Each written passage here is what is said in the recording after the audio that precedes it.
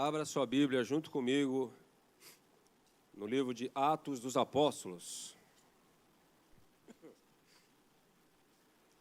Atos dos Apóstolos, capítulo 8.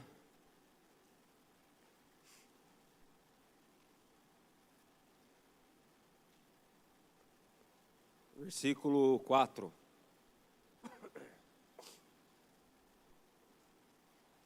O tema da mensagem dessa manhã é Filipe, uma centelha de fogo em Samaria.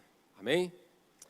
Na semana passada nós falamos sobre o avivamento em Nínive, através do profeta Jonas. E hoje nós vamos falar do avivamento em Samaria, através do evangelista Filipe. Amém? Diz assim a palavra de Deus: entre mentes os que foram dispersos iam por toda parte pregando a palavra. Filipe, descendo à cidade de Samaria, anunciava-lhes a Cristo. As multidões atendiam unânimes às coisas que Filipe dizia, ouvindo-as e vendo os sinais que ele operava. Pois os espíritos imundos de muitos possessos saíam gritando em alta voz, e muitos paralíticos e coxos foram curados. E houve grande alegria naquela cidade. Amém? Aqui nós vemos Filipe em Samaria, já em pleno avivamento. Mas para nós entendermos melhor como aconteceu tudo isso e por que Filipe foi essa centelha de fogo em Samaria, nós precisamos voltar um pouquinho lá em Atos, capítulo 6, no início da igreja. Atos, capítulo 6, versículo 1. Ô Fábio, você colocou no 2? 2? Beleza. Louvado seja Deus. Atos, capítulo 6, versículo 1.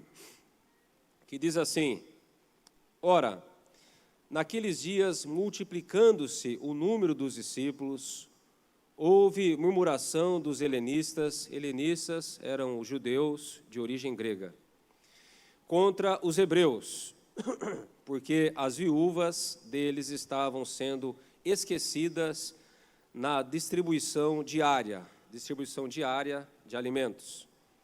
Então os 12 convocaram a comunidade dos discípulos e disseram: não é razoável que nós abandonemos a palavra de Deus para servir às mesas.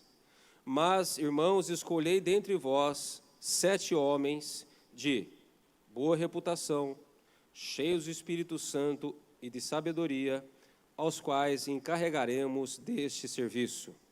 E quanto a nós, nos consagraremos à oração e ao ministério da palavra. Amém? 3 coisas importantes nós percebemos aqui, meus amados. Que havia um trabalho social naquela igreja em relação àquelas pessoas carentes de comida, de alimentação. Em segundo lugar, nós vemos aqui que houve um problema na distribuição, porque os gregos, ou melhor, os judeus de origem grega, os helenistas, estavam meio que sendo esquecidos na distribuição diária de alimentos naquela igreja em Jerusalém. Então, os apóstolos, para resolver esse problema, decidiram levantar 7 homens, que foram os primeiros diáconos da igreja primitiva. E o que me chama a atenção é que vocês concordam comigo que distribuir alimentos é um serviço simples, sim ou não? É um serviço simples, não tem muito segredo, né? Você distribuir alimentação ali para os necessitados é uma coisa simples. E o que me chamou a atenção foi os critérios que a igreja de Jerusalém, que os apóstolos estabeleceram para levantar 7 homens para executar uma tarefa tão simples. E ele diz aqui, escolhei vós 7 homens do quê? Boa reputação. É interessante que não foi Pedro, João, Tiago, né? Não foram os 12 que escolheram as pessoas que iriam fazer essa tarefa. Eles só deram as características, os critérios. Boa reputação, cheio do Espírito Santo, cheio de sabedoria, né? E o que acontece? Quem foi que escolheu? Foi os apóstolos? Não, foi a igreja. Foi a igreja que elegeu 7 homens para executar essa tarefa da distribuição diária dos alimentos. E o critério era boa reputação. E o que é uma boa reputação?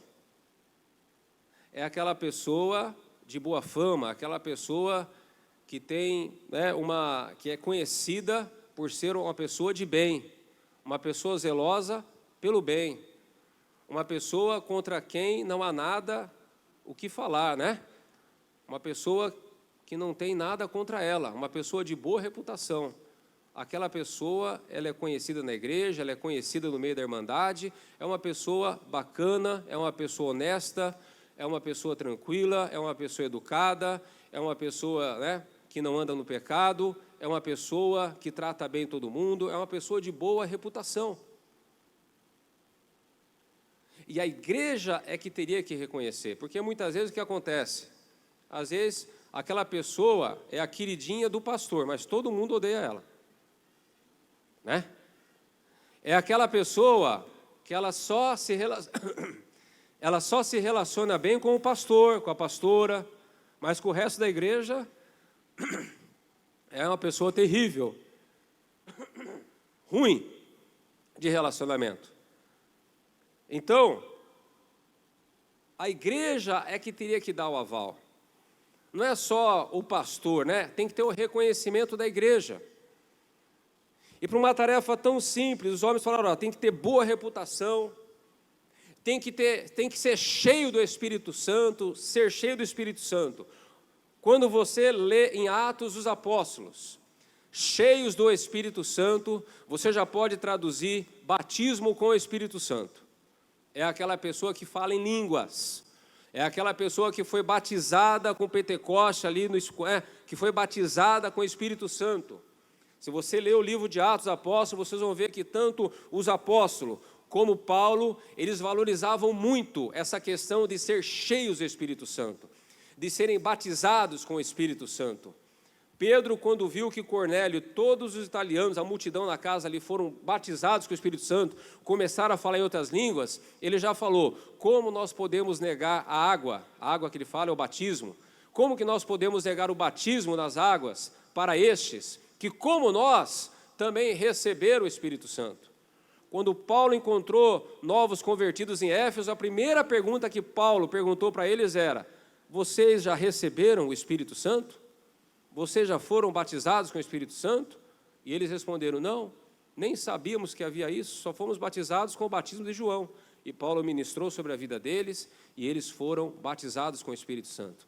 Então, a igreja primitiva, para distribuir alimento, tinha que falar em línguas. Tinha que ter sabedoria. Uma pessoa sábia, uma pessoa que sabia resolver as coisas, que sabia fazer, sabia se relacionar. Então, meus amados, eram critérios altos para uma tarefa simples. E nós temos que entender hoje que na igreja não é uma questão de burocracia, não é uma questão de religiosidade, mas tem que haver critérios para que as pessoas possam exercer o ministério dentro e fora da igreja. No caso, nomeado pela igreja. Não pode, né? Não, porque eu achei aquele irmão bonitinho, aquele irmão fala bem, tem um diploma universitário, então vamos dar um cargo para ele. Não é assim que funciona. Tem que haver critérios, né? Tem que ter critérios. A gente tem que conhecer a pessoa, a gente tem que saber quem que essa pessoa é, como que ela se relaciona com os demais irmãos da igreja. Você é aquela pessoa que vive no isolamento, não tem comunhão, não participa de nada, né? Tá ali, vem de domingo e vai embora. É aquela pessoa fechada. Como que uma pessoa como essa vai entrar no ministério? Uma pessoa que ainda não foi cheia do Espírito Santo, que não sabe o que é adorar a Deus Espírito em verdade, que não sabe o que é sentir a presença de Deus, né? Que não tem essa graça do Pai, sabedoria. Às vezes a pessoa até tem o talento, às vezes a pessoa até tem o Espírito Santo, batizado com o Espírito Santo, mas não tem sabedoria. Na hora de lidar com as pessoas, na hora de resolver uma situação, mete os pés pelas mãos. É por isso que Paulo escreveu, né? Não coloquem, né? Não dê cargo a neófitos na fé. O que é o neófito na fé? É aquela pessoa que chegou agora na igreja. Então tem que haver critérios, tem que haver, né, uma forma de você selecionar aqueles que são chamados pelo ministério. E digo mais, meus amados, não basta ser chamado, não basta ter o dom de Deus, tem que ter maturidade espiritual, tem que ter um coração maduro, um coração curado. E aqui, quando eu olho para essa lista de homens, eu vejo o nome de quem? De Filipe. Aquele que nós vemos lá em Atos capítulo 8, que gerou o avivamento na cidade de Samaria. E Filipe, meus amados, olha o coração de Filipe, olha que coisa linda. Quando Filipe foi escolhido para servir as mesas, para a distribuição diária dos alimentos, Filipe não chegou para Pedro e falou: mas espera aí, Deus me chamou para ser um pregador, não para ser um garçom. O potencial que eu tenho é muito maior. Eu tenho o dom da palavra, eu tenho o dom de cura, eu fui chamado para evangelizar, eu fui chamado para projetos mais altos. Filipe, ele não tinha esse coração. Filipe, ele aceitou de bom grado, fazer esse serviço simples, embora o potencial dele fosse muito, muito, muito, muito maior. Mas o coração de Filipe qual que era? Suprir a necessidade da igreja, suprir a necessidade no corpo de Cristo, no reino de Deus. Nós temos que ter esse coração, meus amados. Se existe alguma demanda na igreja e eu tenho condições de suprir essa demanda, então eu vou me voluntariar, eu vou suprir essa demanda, eu vou me colocar à disposição. Ah, mas o meu potencial é mais para isso, mas a necessidade hoje é essa, então eu vou me voluntariar, porque a questão não é o que eu posso fazer, a questão é o que o corpo de Cristo precisa, o que a igreja precisa, o que o reino de Deus precisa. Não é uma questão minha, mas é a questão do reino. Eu não olho para mim, mas eu olho para o reino. Eu não olho para a minha vontade, eu olho para o corpo de Cristo, para o reino de Deus, para a igreja do Senhor. Filipe, queridos, ele tinha um potencial muito maior, e o que ele fez? Ele falou: tudo bem, eu vou ajudar a distribuir alimento, não tem problema nenhum. É algo simples, é algo que eu posso fazer e eu vou ajudar. Uma vez, meus amados, há muitos anos atrás, mas acho que lá para casa dos anos 2000 e pouquinho, no começo, quando começou essa visão de célula na igreja, de encontro, né? E naquela época a igreja inteira, ninguém tinha passado pelo encontro ainda, então era uma demanda violenta, né? Era encontro direto, Então, precisava de gente para trabalhar nos encontros. E eu lembro que uma vez, tinha um irmão lá que ele era um cara inteligente, e ele tinha, assim, um diploma universitário muito bom, E ele foi chamado para trabalhar no encontro. E quem já trabalhou no encontro, como é que é? É aqui, ó. É ralo. É lavar banheiro, é ajudar lá a descascar cebola, ajudar na cozinha, lavar prato. Ali, o filho chora e a mãe não vê. E ele foi trabalhar no encontro. Só que depois, ele saiu e ele falou assim, eu acredito que eu poderia ser melhor aproveitado no encontro. Eu acredito que eu poderia ser melhor aproveitado, eu poderia fazer mais no encontro. Aí sabe o que aconteceu, meus amados? Ele não trabalhou mais em encontro nenhum. Entendeu? Então, queridos, nós não podemos ter esse coração. Eu vou falar uma coisa para vocês. Hoje eu sou pastor, pela graça e misericórdia de Deus. Muita misericórdia. Muita. Mas eu já fui motorista de ônibus na igreja. Eu já fui assistente. Eu trabalhei na livraria. Eu participei do Ministério da Libertação. Eu fiquei no Ministério Infantil por um tempo. Tudo bem que a motivação do Ministério Infantil era um pouco mais... Não era tão espiritual, né? Era para ficar perto da Alessandra, que eu gostava dela, então eu queria ficar perto dela, eu fui para o Ministério Infantil junto com ela. Teve uma época no culto de libertação, que era uma escassez de levita que eu nunca vi na vida, eu ajudei a turma a cantar. Vocês imaginam. Back vocal. Me ofereceram para ser dirigente, falei, não, só back vocal tá bom. Então, meus amados, sabe, bati concreto para encher a laje da igreja, limpei aquelas ardósias com ácido muriático e palha de aço para tirar o cimento que grudou lá da obra. Então, queridos, nós temos que ter esse coração, sabe, disponível para trabalhar para o Senhor, não para o homem, não, para o Senhor.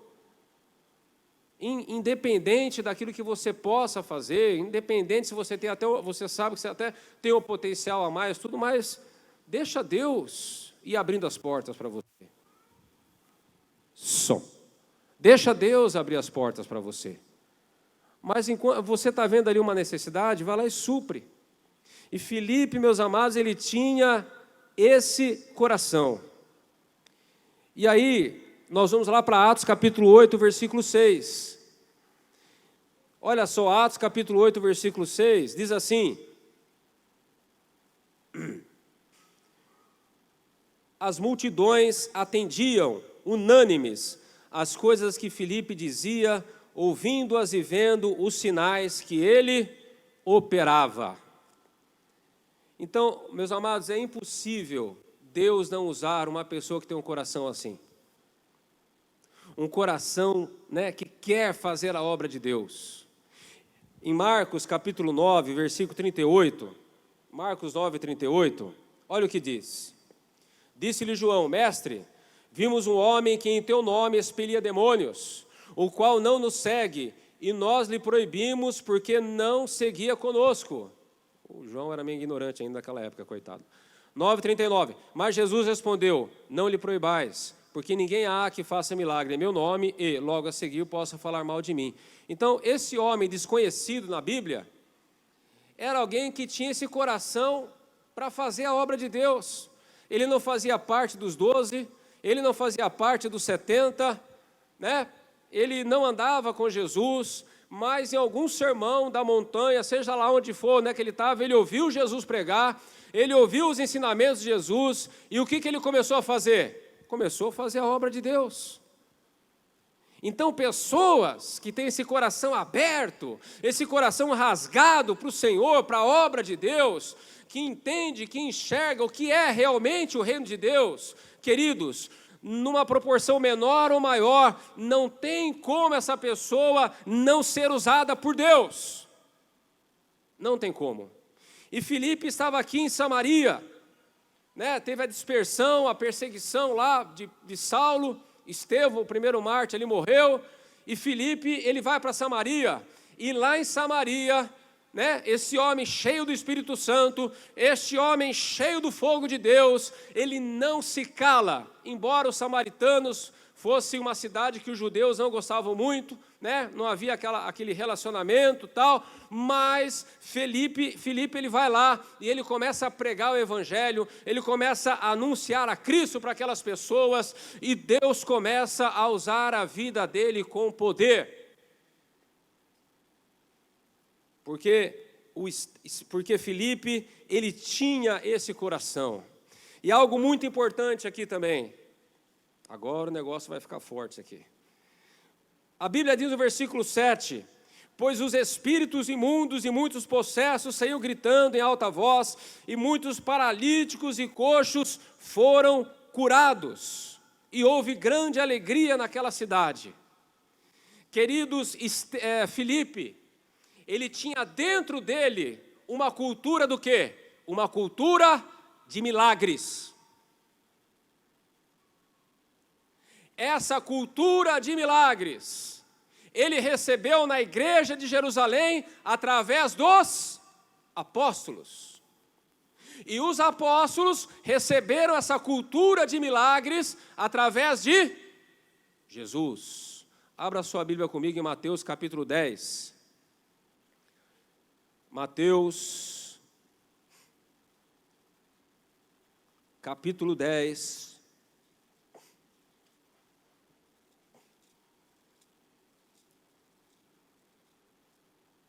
versículo 5. A este 12 enviou Jesus, dando-lhe as seguintes instruções: não tomeis rumo aos gentios, não entreis em cidades samaritanos. Olha, como naquela época o negócio era, até Jesus falou, mas de preferência procurai as ovelhas perdidas da casa de Israel. E à medida que seguirdes, pregai que está próximo o reino dos céus. A mensagem principal era essa. Olha o versículo 8. Curai os enfermos, ressuscitai os mortos, purificai os leprosos, expeli demônios, de graça recebestes, de graça dai. Jesus, o que ele estava fazendo? Já no início ali, quando ele estava discipulando aqueles 12, Jesus já estava imprimindo no coração daqueles homens o quê? Uma cultura de milagres. Uma cultura onde a pregação do evangelho, ela é acompanhada por milagres. Se fosse hoje, vamos abrir uma célula. Carlão, é o seguinte, você vai abrir uma célula e a tua função é essa, você vai pregar o evangelho, você vai pregar que Jesus está voltando e você vai curar os enfermos, expulsar demônio, ressuscitar mortos, limpar leproso, aparecer adético ali você vai curar, cadeira de roda, essa é a tua função lá no teu bairro, você vai liderar a célula dessa forma, amém? É assim. Jesus, ele imprimiu uma cultura de milagres para que a futura igreja dele, a igreja do Senhor, tivesse essa cultura de milagres. E essa cultura de milagres foi passada para os apóstolos. E os apóstolos, quando começaram a pregar, era cura, era milagre, né? A Bíblia diz que as pessoas colocavam as macas com os enfermos para ver se a sombra de Pedro passasse ali, para eles serem curados. Muitos milagres, sinais, maravilhas, até na fila da oferta. Se o camarada entrasse ali com o coração errado na fila da oferta, morria fulminado ali pelo poder de Deus a hora ali, como aconteceu com Ananias e Safira. Tamanha era a unção, era o poder, e essa crença, o coração daqueles apóstolos, estava impresso ali naquele coração o quê? Uma cultura de milagres. Filipe estava ali naquela igreja, e essa cultura de milagres foi transferida para o coração de Filipe.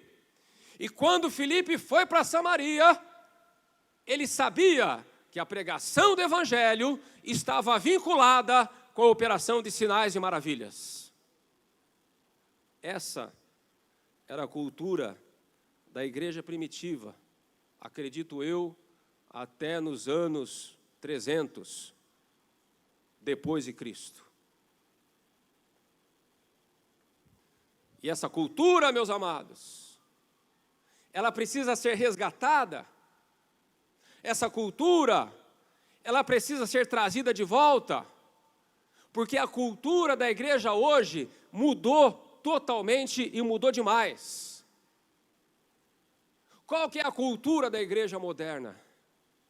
Qual é a cultura da igreja contemporânea? Qual que é a cultura da igreja de hoje? Obras sociais.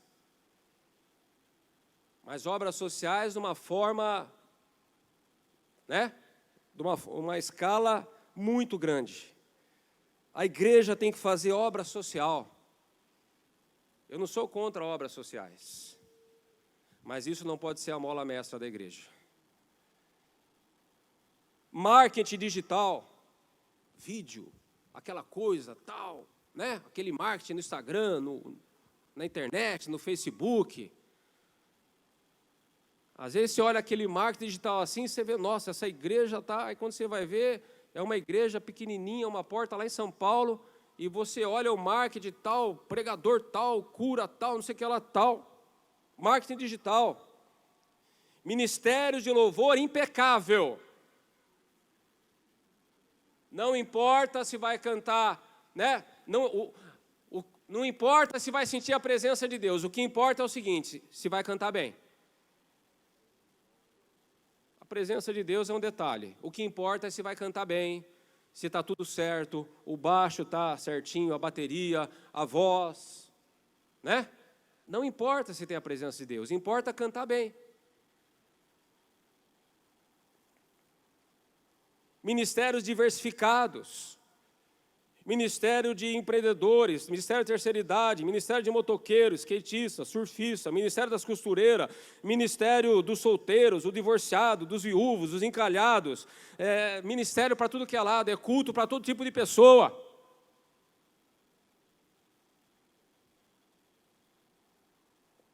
Curso profissionalizante, escola, aula de Muay Thai, Jiu-Jitsu.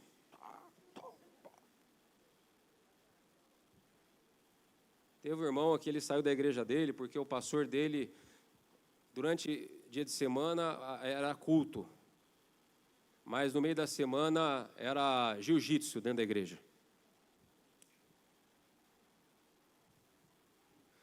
Cultos com show de luzes, cantores famosos, pregadores famosos, palestra com nutricionista, economista, influencers do YouTube e do Instagram. Por conta disso, a igreja virou o quê? Objeto de consumo. A igreja que oferecer mais programações, mais diversidades, o melhor desempenho, será escolhida pelos crentes consumidores. O crente consumidor, ele analisa a pregação.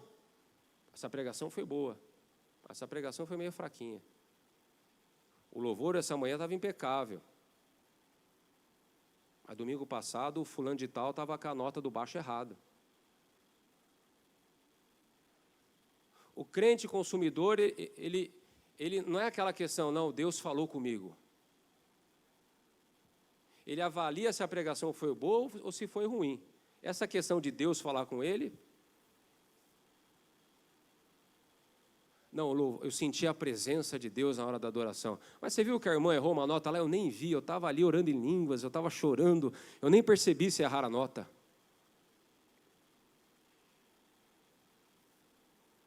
O crente consumidor é que eu escrevi aqui, ele avalia se a pregação foi boa e dá a sua nota. Não avalia se ela tocou no coração ou não, se Deus falou ou não. Mesma coisa acontece no louvor, cantou bem ou não? Se trouxe a presença de Deus ou não, isso é só um detalhe. Meus amados, eu não sou contra ter ministério, diversificar, nada disso. O problema é que isso hoje virou a mola mestra da igreja. A cultura da igreja hoje é essa. Hoje, a igreja parece que virou um produto de consumo. Uma igreja tal tem isso, a igreja tal tem aquilo. Não, mas aquela igreja lá tem isso aqui, ó. Sabe, o toque, a presença de Deus, a palavra tocar, falar no coração da pessoa. Nossa, não podia colocar ar-condicionado, que esse negócio barulhento aqui rodando.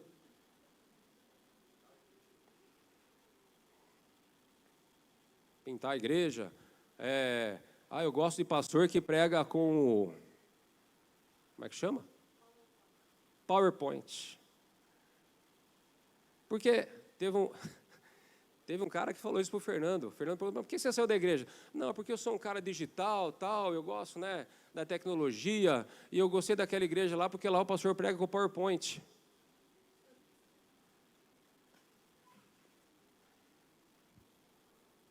E eu vou falar uma coisa para vocês, meus amados. Se é a última época da igreja, e isso está na Bíblia. Abra a sua Bíblia comigo lá em Apocalipse.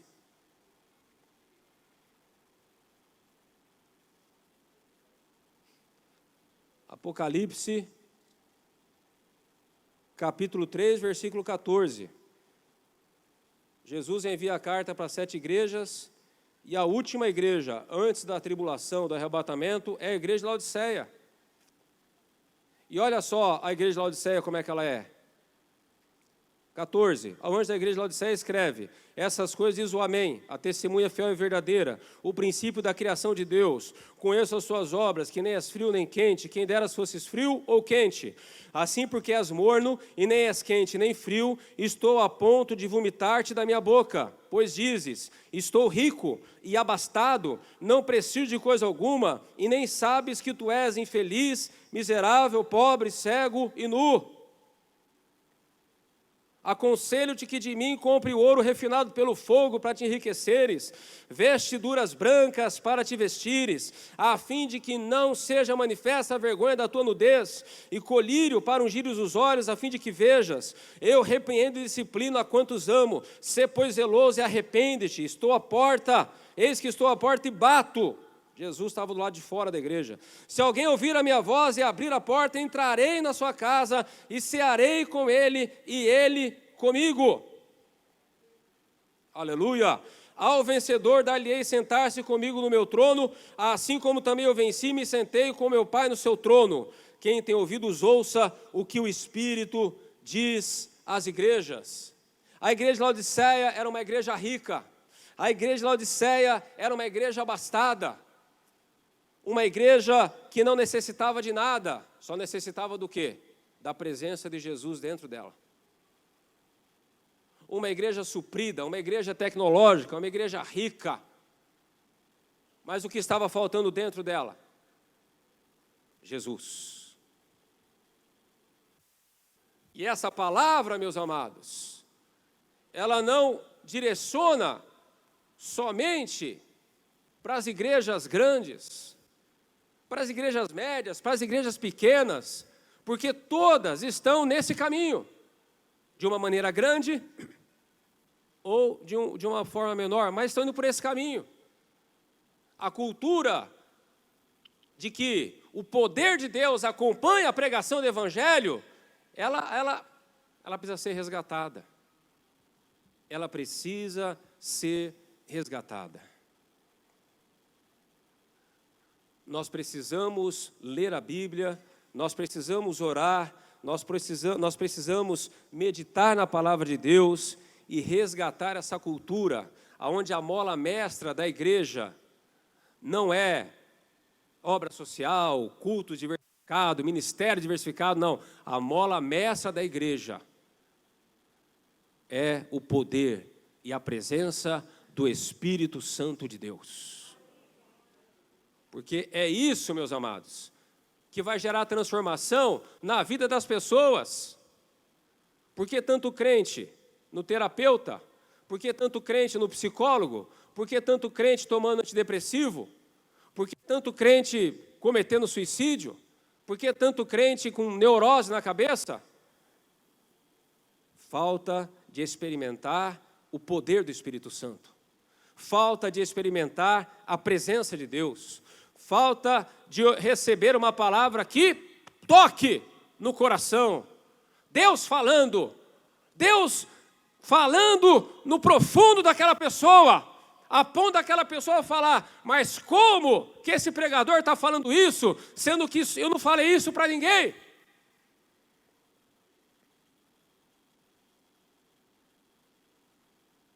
quando a igreja perdeu a cultura dos milagres, do poder do Espírito Santo, do louvor que atrai a presença de Deus, da palavra que toca no coração. Quando isso aconteceu, o cristianismo, ele deixou de ser a verdade e a vida para ser mais uma religião. O que eu sou agora? Agora eu sou evangélico. Mas o estilo de vida continua a mesma coisa. As neuras, as fortalezas mentais na mente, continua a mesma coisa. Os pecados que antes assediavam, continuam a mesma coisa. O casamento que devia ser transformado, continua a mesma coisa. Não tem transformação, porque não tem o poder e a presença do Espírito Santo. Estevão foi para Samaria, com essa cultura de milagres, com essa cultura do poder de Deus, onde o evangelho é acompanhado pelos sinais do Senhor. E Filipe, meus amados, ele foi aquela centelha de fogo em Samaria, e ganhou e gerou um avivamento naquela cidade. Mas o galardão, será que esse galardão é só de Filipe? Sim ou não? Ninguém sabe, né? Vamos lá. Filipe foi para onde? Para Samaria. Quem esteve em Samaria antes de Filipe? Abra sua Bíblia comigo no Evangelho de João, capítulo 4. Agora não vale mais, irmão. Agora demorou. Depois que eu falei o versículo, você fala. Mas tudo bem. Glória a Deus. João 4:1. Quando, pois, o Senhor veio a saber que os fariseus tinham ouvido dizer que ele, Jesus, fazia e batizava mais discípulos do que João, se bem que Jesus mesmo não batizava e sim os seus discípulos, deixou a Judéia, retirando-se outra vez para a Galiléia, e era-lhe necessário atravessar a província de Samaria. E lá ele evangeliza a mulher samaritana, e a mulher samaritana vai lá no vilarejo, na cidade de Sicar, e fala para o povo, olha, eu conheci alguém que é o Messias, que é o profeta, tal. E o povo começa a escutar Jesus pregar. E aquele povo da cidade de Sicar fala, olha, já não é mais por aquilo que você falou, mas nós mesmo temos visto que esse é o Messias, o Cristo, o enviado de Deus.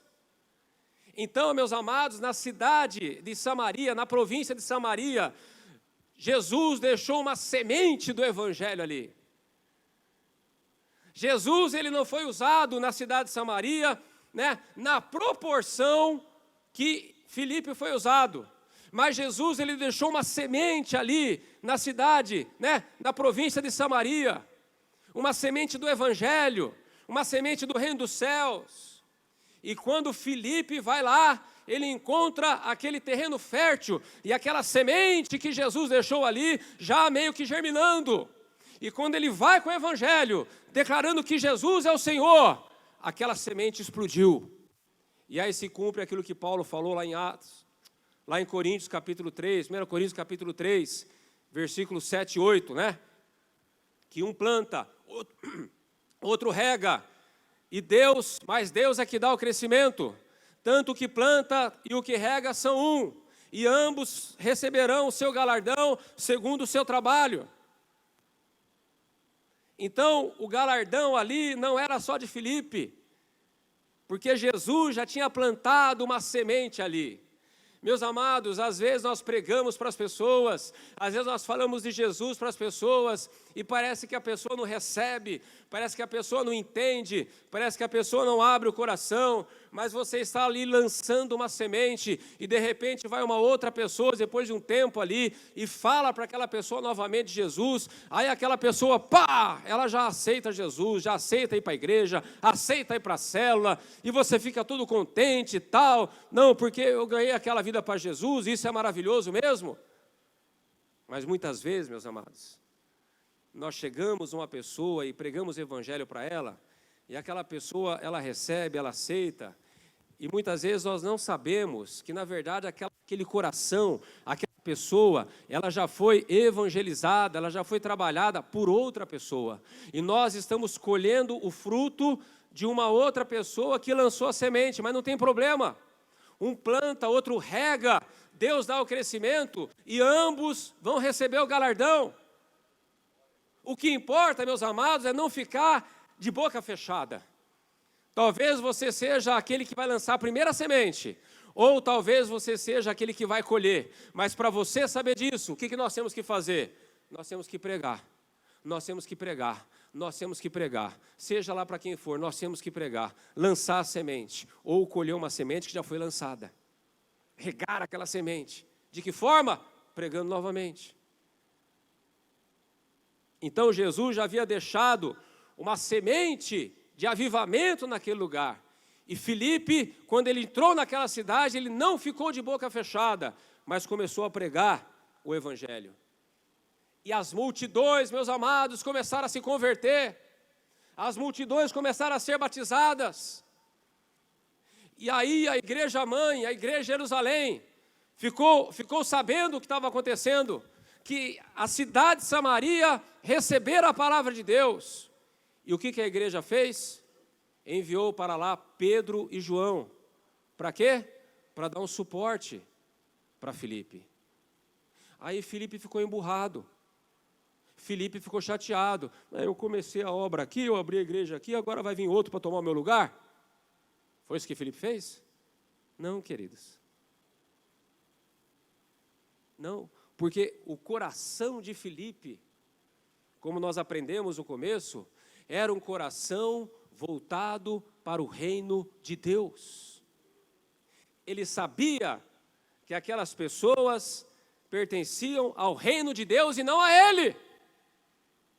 Agora, quando eu estava aqui sozinho, ninguém mandou ajuda. Agora que está esse avivamento todo aqui, vem o Pedro e João querer aí crescer em cima de mim. Veio querer tomar minhas ovelhas. Filipe não pensou assim. Filipe entendeu que Pedro e João foram para lá para dar suporte, para ajudar, para consolidar, porque a demanda era muito grande. E tinha uma outra questão, eles valorizavam muito o batismo com o Espírito Santo. E aqueles homens, aquelas pessoas que foram batizadas, elas foram batizadas somente no batismo das águas, mas ainda não haviam sido batizadas com o Espírito Santo. E Pedro e João vai lá, e além de continuar a pregação do Evangelho, eles começam a ministrar também o quê? O batismo com o Espírito Santo, porque para eles naquela época isso era algo fundamental, e deveria ser fundamental até hoje. E Filipe, com esse coração voltado para o reino de Deus, ele não tem problema com isso. Pelo contrário, Deus fala para ele: Filipe, vai até a estrada de Gaza, num lugar deserto. Vai lá, porque vai passar um etíope de Candace lá e você vai pregar o evangelho para ele. Então, Deus, ele pega Filipe e tira daquela cidade populosa, enorme de Samaria, e leva Filipe até a estrada de Gaza, um lugar deserto, né? Um lugar onde não tinha ninguém. Atos capítulo 8, versículo 26, olha só, duas palavras importantes aqui nos dois versículos que a gente vai ler. Um anjo do Senhor falou a Filipe dizendo: dispõe-te e vai para o lado do sul, no caminho que desce de Jerusalém a Gaza, esse se acha deserto. Primeira palavra-chave. Ele levantou e se foi. 27.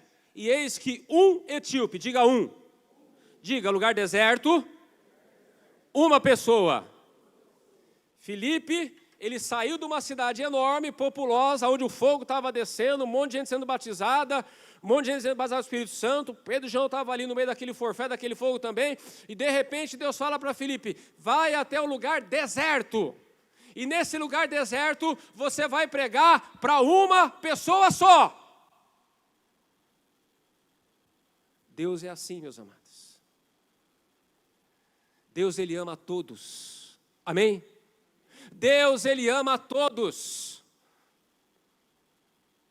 Ele se importa com a cidade de Samaria, ele se importou com a cidade de Nínive, e ele também se importa com aquele solitário que estava voltando de Jerusalém, ali naquela estrada deserta de Gaza. Deus quer salvar a todos. Aí você vai falar assim para mim: o etíope estava predestinado para a salvação. Não! A questão é, Deus conhecia o coração daquele etíope.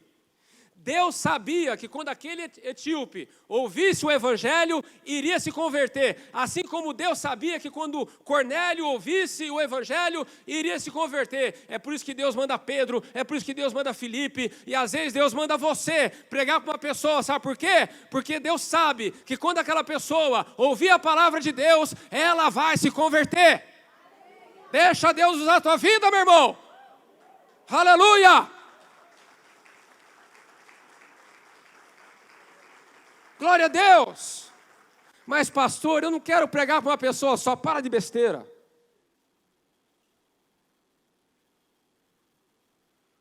Mas pastor, a minha cela é pequenininha, para de besteira.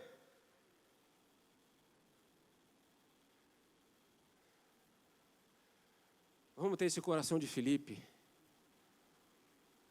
Vamos valorizar cada ser humano, cada alma, cada vida é importante para Deus e deve ser importante para nós também.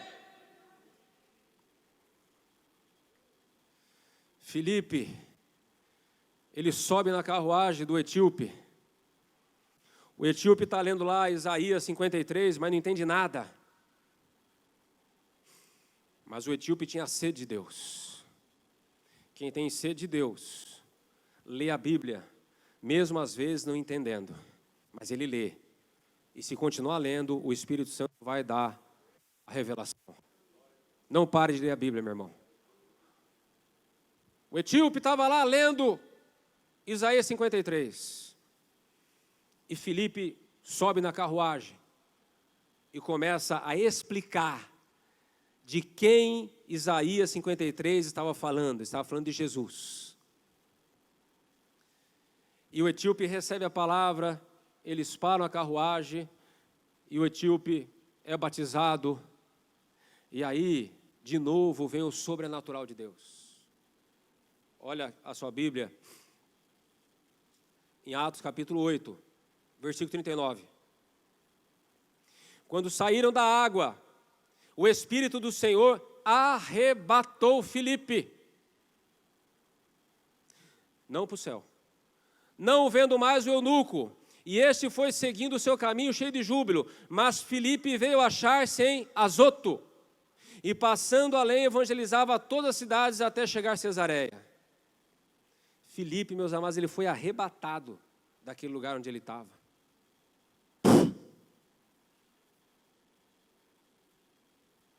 Quando ele viu, ele estava numa outra cidade chamada Azoto.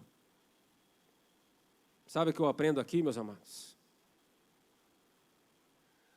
Não importa o lugar, não importa o tamanho.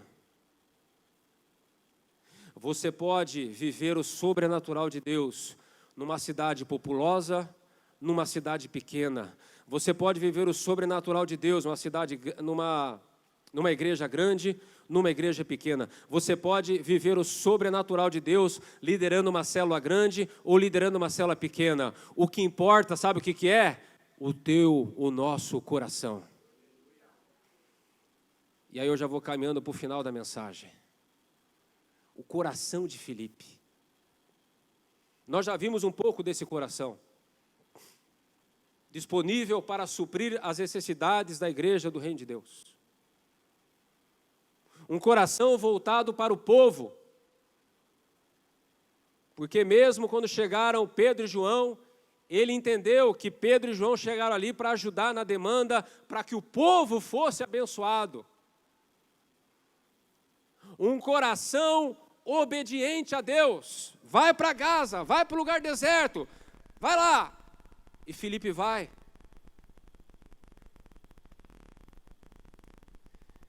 Meus amados, Filipe, ele tinha esse coração, e para ele, nada, tudo o que aconteceu na vida dele, nada foi difícil ou complicado. É para distribuir alimentação nas mesas? Beleza. A perseguição, tal, todo mundo fugiu, foi para Samaria, chegou lá, começou a pregar o evangelho, começou a operar milagres. Beleza, vamos ganhar almas para Jesus aqui. Pedro e João foi lá para ajudar no meio do avivamento, tranquilo, eu preciso de apoio mesmo, eu quero que o povo seja abençoado. Vai para a cidade deserta, lá vai para a cidade deserta de Gaza, eu vou, não tem problema, já preguei para uma multidão, mas também posso pregar para uma pessoa só no meio do deserto. Em todas essas decisões, meus amados, Filipe não teve que lutar contra a carne, Filipe não teve que lutar contra os seus sentimentos, Filipe não teve que lutar contra si mesmo. Não, mas peraí, eu vou sair de um avivamento desse para ir para um lugar deserto, fazer o que lá?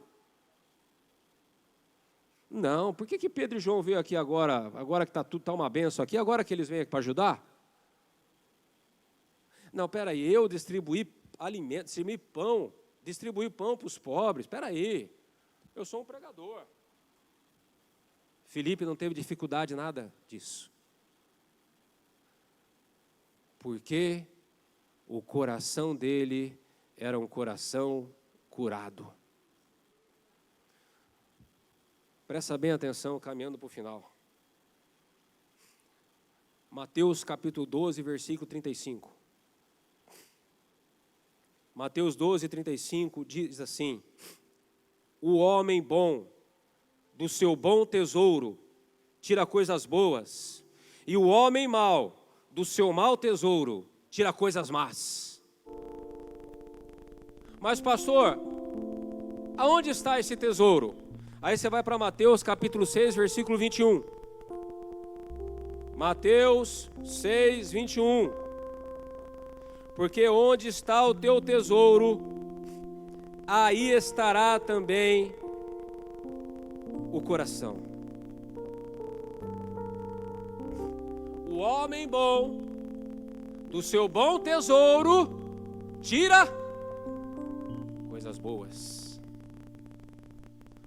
Como que se adquire um tesouro? De duas formas. Primeira forma, a forma mais fácil, através de uma herança. Aquele tesouro foi deixado para você através de uma herança. Segunda forma, você vai acumulando aos poucos, até se tornar um tesouro de verdade. Presta atenção no que eu vou falar agora. Nós estamos aqui na Santa Ceia. E a Bíblia diz que o homem bom, do seu bom tesouro, tira coisas boas. Esse tesouro que você tem no seu coração é bom ou é ruim? Porque Jesus falou também: mas o homem mau, do seu mau tesouro, tira coisas más. Algumas pessoas receberam uma boa herança que está guardada no seu coração.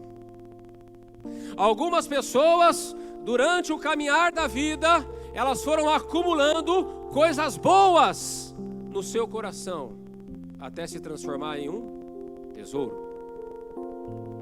Essas pessoas que têm esse tesouro bom no coração, elas não precisam se esforçar para fazer a vontade de Deus, para fazer a coisa certa, para se relacionar com outras pessoas, para se relacionar no casamento, para se relacionar com os irmãos, para fazer a obra de Deus, para ouvir e obedecer a Deus.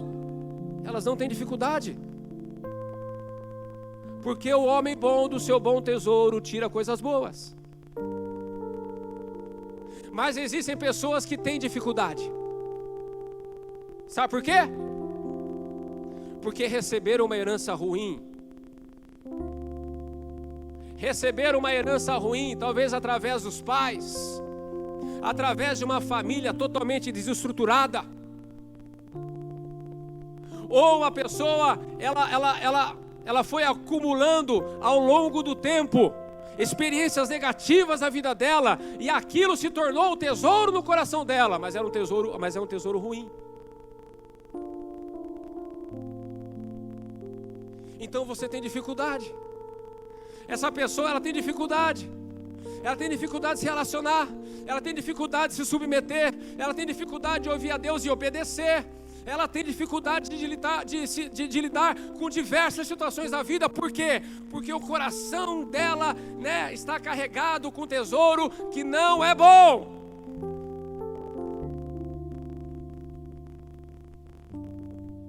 E essa pessoa se converte, ela recebe a Cristo, e ela começa a lutar contra os sentimentos, ela começa a lutar contra os pensamentos. Mas é uma batalha perdida, porque o problema não está nos sentimentos, porque o problema não está nos pensamentos, o problema está que o tesouro que ela tem no coração, que ela recebeu de herança ou acumulou ao longo dos anos, é um tesouro ruim.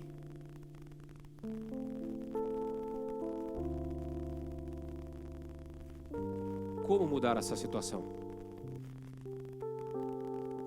Como mudar essa situação?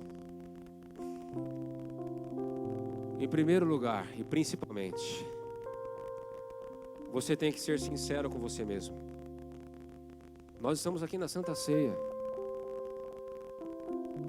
Você tem que ser sincero com você mesmo, porque antes de Cristo, você não conseguia enxergar nada. Mas agora, você tem o Espírito Santo. E você só não vai enxergar se você não quiser, se você não for sincero com Deus. Se você dizer para Deus: Deus, eu quero um raio-x do meu coração. Senhor, eu quero que o Senhor me mostre esse mau tesouro, esse tesouro ruim do meu coração, para que eu arranque ele do meu coração, em nome de Jesus.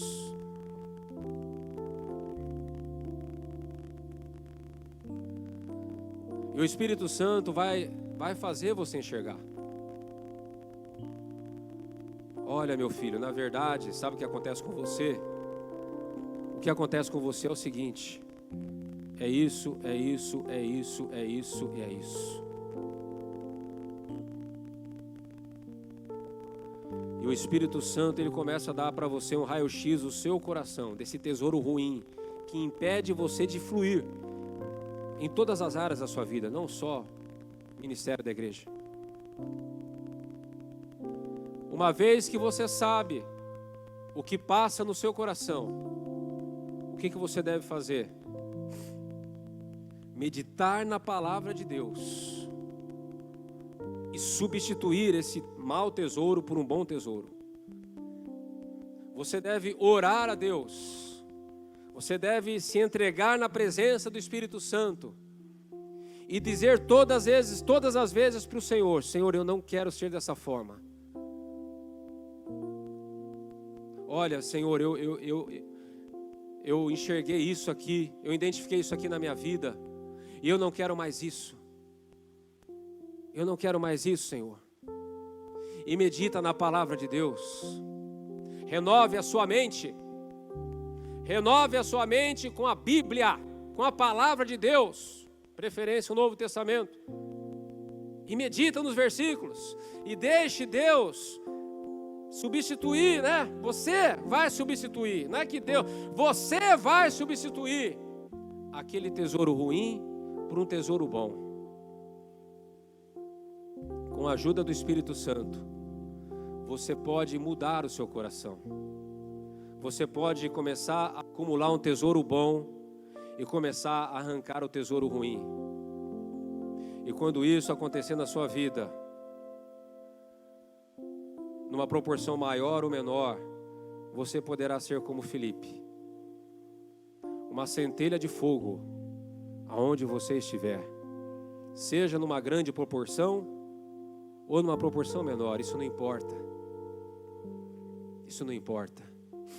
Assim como não importava para Filipe.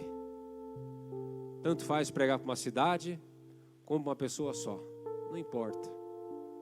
Importa é ser usado por Deus. Não há alegria maior nesse mundo. Não há maior alegria nesse mundo, meus amados, do que ser usado por Deus. Eu vou falar uma coisa para vocês. Nada substitui a alegria de você saber que naquele exato momento o Espírito Santo ele está tomando conta de você para ser usado por Ele em alguma obra, de alguma forma. Não existe. Pode viajar para Disney, pode viajar para as cataratas, pode viajar para o Alasca, pode viajar para os lugares, os melhores lugares do mundo, aonde a visão, aonde a paisagem deslumbra. Não existe prazer maior nesse mundo do que ser usado por Deus. Mas nós temos que substituir o mau tesouro do nosso coração por um bom tesouro. Porque, meus amados, tudo procede do coração. Tudo procede do coração. Então, nessa Santa Ceia, abra o seu coração para Deus. Você tem dificuldades, você tem lutas interiores, você luta para ter uma boa reputação na família, mas não tem. Às vezes vem na igreja, ou você não quer nem se tornar conhecido na igreja, para sua reputação não falar mais alto. Enfim, meus amados, deixe Deus transformar o seu coração. E que você seja essa centelha de fogo de avivamento em algum lugar, grande ou pequeno, dentro ou fora da sua casa, na igreja, no reino de Deus, num lugar deserto ou numa cidade grande. Que você possa ser essa centelha de fogo, como foi Filipe, em nome de Jesus. Amém, queridos?